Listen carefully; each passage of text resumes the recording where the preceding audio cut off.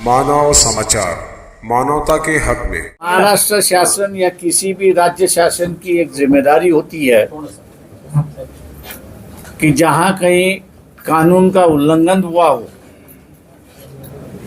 या कहीं जगह राइट्स होती है, ब्लास्ट होता है, तो शासन की एक जिम्मेदारी होती है कि जिन्होंने ये ब्लास्ट किया है, राइट किया है, उन पर वो कार्रवाई करे,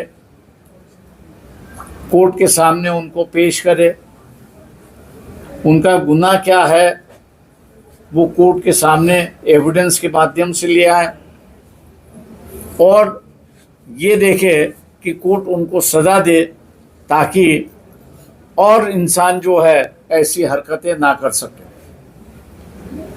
मालेगांव के ब्लास्ट में यही हुआ, लेकिन दो एजेंसी के बीच में मुझे टकराव दिखाई देता है। एटीएस जो महाराष्ट्र शासन की एजेंसी है और एनआईए जो केंद्र शासन की एजेंसी है, दोनों अलग अलग दिशा में इसकी जांच करने में लगे और उसकी वजह से मैं ये मान के चलता हूँ कि कोर्ट के सामने जो दस्तावेज आने चाहिए थे वो दस्तावेज नहीं आए और जो दस्तावेज नहीं आने चाहिए थे वो दस्तावेज कोर्ट के सामने आए और इसलिए किसी को भी कन्विक्शन नहीं हुआ। ऐसी एक परिस्थिति है। मैं सरकार से दरख्वास्त करता हूँ कि किसी भी सोच अगर होती है तो न्याय व्यवस्था में वो सोच आनी नहीं चाहिए, अपील करने में वो सोच आनी नहीं चाहिए। इसलिए महाराष्ट्र शासन खुद ही अपील हाई कोर्ट में दाखिल करे और इस पीड़ित परिवार को जो है वो न्याय दिलाने की बात।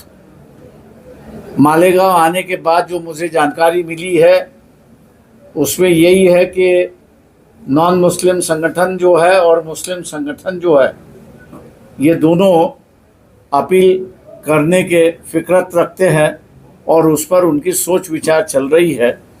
मैं इतना ही कहूँगा इस वक्त कि जितने भी नॉन मुस्लिम संगठन है और मुस्लिम संगठन है कि जो अपील करना चाह रहे हैं उनमें कोऑर्डिनेशन करना, उनमें एक राय बनाना और इकट्ठा चलना, इसकी हम लोग कोशिश करेंगे वहाँ पर। और लेकिन ये नौबत ना आए इसलिए महाराष्ट्र शासन ने ही इस पर अपील करना चाहिए। देवेंद्र फडणवीस मुख्यमंत्री जो है उनसे ये अपील कर रहे हैं हम लोग कि मालेगांव बम ब्लास्ट की अपील आपने करनी चाहिए।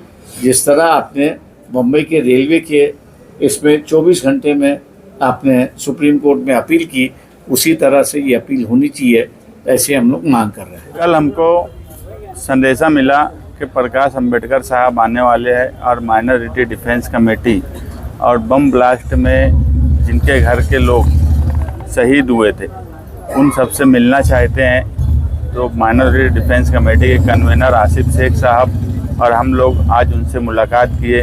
1 घंटा हमारी चर्चा चली। आप देखेंगे कि एनआई कोर्ट ने 31 जुलाई को जो फैसला किया वो फैसला ऐसा था जिसको पूरे हिंदुस्तान ने ये माना कि इंसाफ नहीं मिला और सरकार जो है वो अपील में जाएंगी।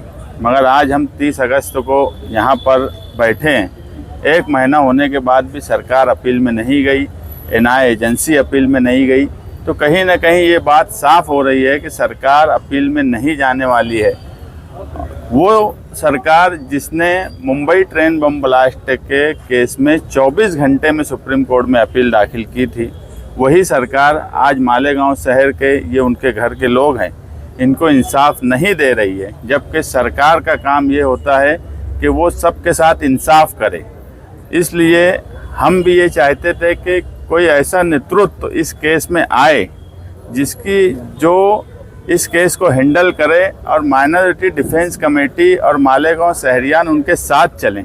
तो हमको लगा कि प्रकाश अंबेडकर साहब ऐसा नेतृत्व तो लीगली कर सकते हैं, इसलिए हमने उनसे कहा कि आप नेतृत्व करिए, हम मालेगांव शहर आपके साथ में रहेंगे, आपको जो भी मदद हमसे चाहिए वो मदद भी हम आपकी करेंगे।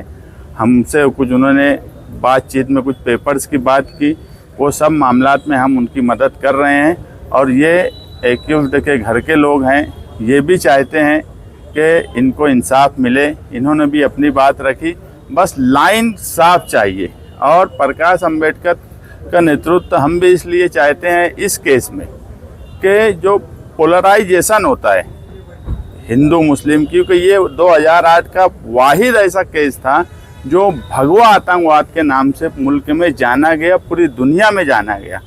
इसलिए इसको बहुत जल्दी 2 हिस्से में बांटने की कोशिश की जाती है, एजेंसियों की तरफ से भी, सरकार की तरफ से भी, कुछ धार्मिक तंजीमों की तरफ से भी। वो बटे ना और लाइन एक ही रहे, इंसाफ की रहे, कॉन्स्टिट्यूशन की रहे। और हमें पूरा विश्वास है कि इस केस में जो फैसला हुआ उसमें ना साध्वी प्रज्ञा सिंह को, ना कर्नल पुरोहित को और किसी को भी इसलिए बेगुनाह नहीं साबित किया गया कि वो बेगुनाह थे। सबको बेनिफिट ऑफ डाउट दिया गया कि एटीएस की चार्जशीट में अलग लाइन थी, एनआई की चार्जशीट में अलग लाइन थी। ये 2 अलग अलग लाइन होने की वजह से उनको उसका फ़ायदा मिला। सबूत जो है, और हमेशा बेनिफिट ऑफ डाउट का फ़ायदा आरोपी को ही होता है, और ये सरकार को समझ रहा था। इसलिए हम ये मानते हैं कि 2016 से ही इसकी प्लानिंग हो गई थी कि इस केस में से भगवा आतंकवादियों को किस तरह से बचाया जाए, और 2025 में वो फैसला दुनिया के सामने है।